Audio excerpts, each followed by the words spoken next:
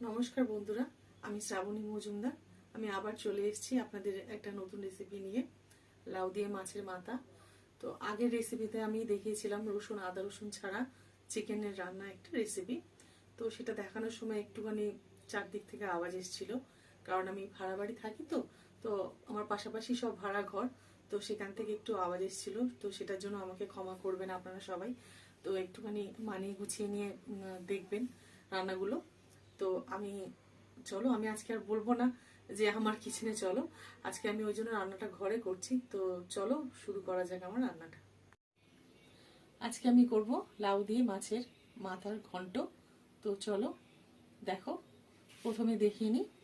এখানে রয়েছে লাউ, তারপরে রয়েছে তেজপাতা, শুকনো লঙ্কা, পাঁচফোড়ন, চিনি, হলুদ, এখানে রয়েছে আদা জিরে টমেটো পেস্ট, আর এখানে রয়েছে পেঁয়াজ কাঁচা লঙ্কা আলু, আর লাগছে মাছের মাথা। প্রথমে কড়াইতে দেব তেল।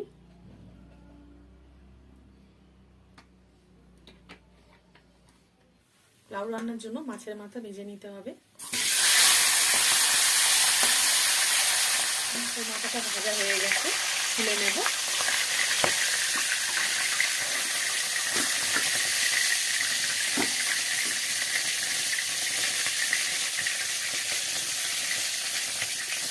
আর অল্প একটু তেল দেব।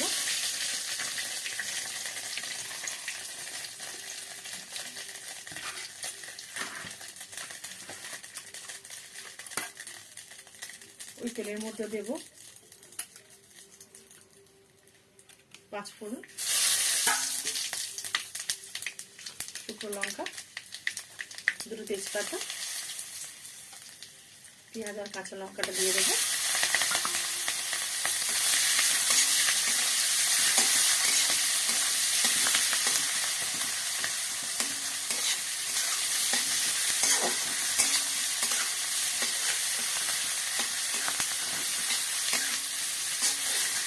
একটু নেড়েই ওর মধ্যে আলুটা দিয়ে দেবো।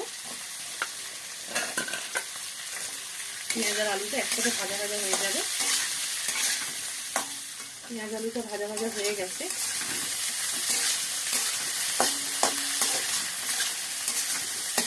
এর মধ্যে দেবো বেটে রাখা আদা জিরে আর টমেটো বাটা।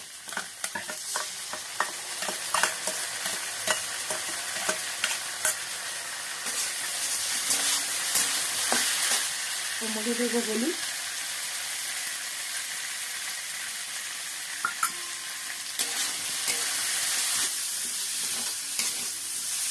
ওর মধ্যে দিয়ে দেবো লাউটা দিয়ে দেবো।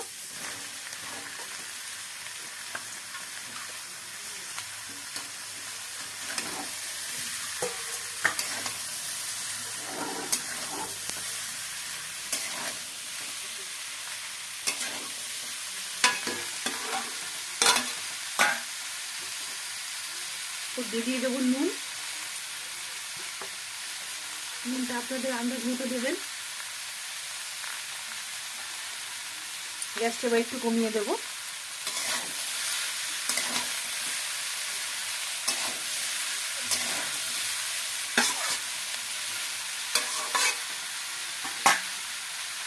লো ফ্লেমে ঢাকা দিয়ে কিছুক্ষণ ফুটে দেবো। ফিরে আসছি।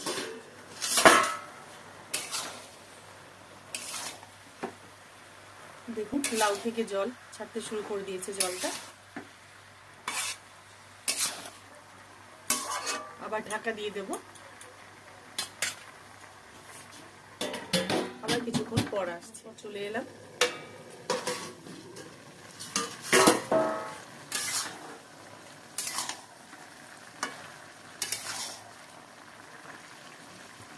একটু দেখবো আলু আর লাউটা সিদ্ধ হয়েছে কিনা। হয়নি, এখনো বাকি আছে। আবার ঢাকা দিয়ে দেবো।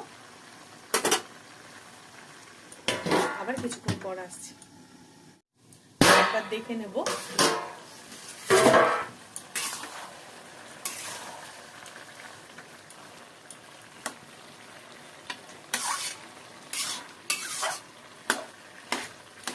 আলুটা অল্প অল্প সিদ্ধ হয়েছে আর লাউটাও অল্প সিদ্ধ হয়েছে। এই সময় মাছের মাথাটা দিয়ে দেব। মাছের মাথাটা আমি একটু ভেঙে রেখে দিয়েছি।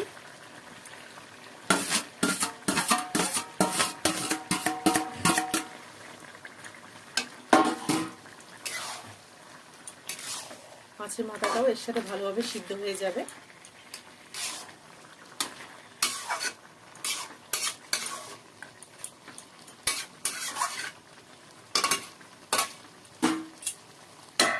ঢাকা দিয়ে দেবো। গ্যাসটা এই সময় একটু মিডিয়াম টু হাই ফ্লেমে রাখবেন।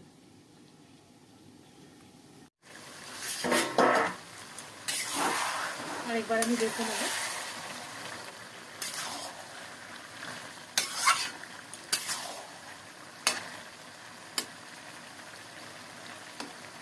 আলু সিদ্ধ হয়ে গেছে।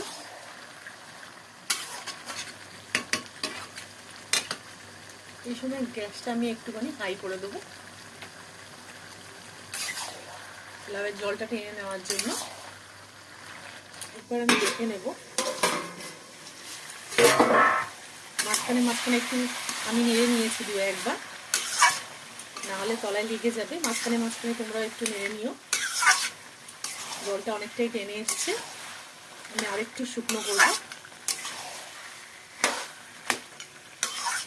গ্যাসের ফ্লেমটা কিন্তু হাইতেই রয়েছে।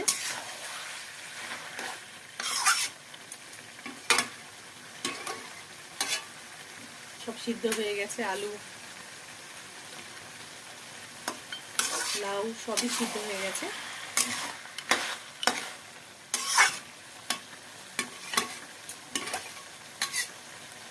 জলটা আরেকটু টেনে নিলে তারপরে আমি এটা নামিয়ে নেব।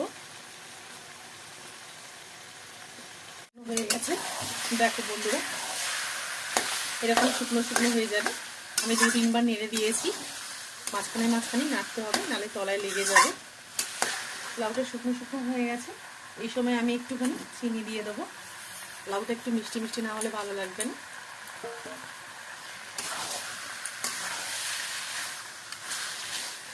দেখছো খুবই খুবই সুন্দর জলটা টেনে নিয়েছে। পুরো শুকনো শুকনো হয়ে গেছে। এরকমই ভাবে নামাবে তোমরা। সবার শেষে এর মধ্যে আমি ধনেপাতা দিয়ে দেব।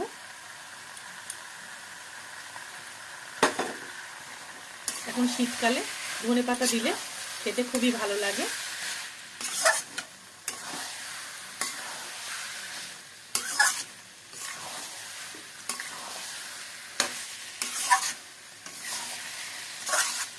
ধনেপাতা দিয়ে বেশিক্ষণ আমি রাখবো না, গ্যাস বন্ধ করে দেবো। নামিয়ে আপনাদেরকে দেখাচ্ছি। দেখুন নামানোর পর এবারে কেমন হয়েছে। চলুন তাহলে এবারে খেতে দেওয়া যাক। তো চলো বন্ধুরা খেতে দিই। সকালে করেছিলাম ডাল কড়াইশুঁটি দিয়ে, আর ফুলকপি দিয়ে, আলু দিয়ে, শিম দিয়ে ভাজা। লাউটা খেতে দেবো।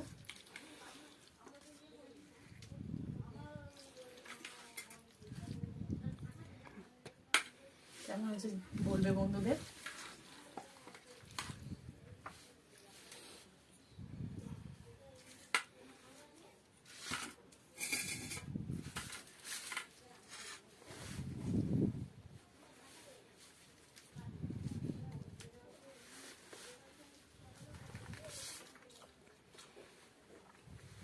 ভালো হয়েছে, আপনারা খান, আপনাদের ভালো লাগবে। তো আপনারাও বাড়িতে এরকম ভাবে বানিয়ে দেখবেন, খুবই ভালো লাগবে।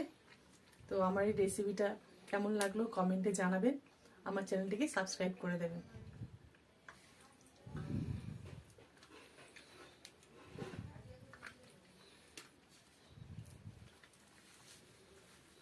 খুবই ভালো হয়েছে বন্ধুরা, আপনারাও বাড়িতে একবার ট্রাই করবেন। আজকের মতো ভিডিওটা এখানেই শেষ করলাম।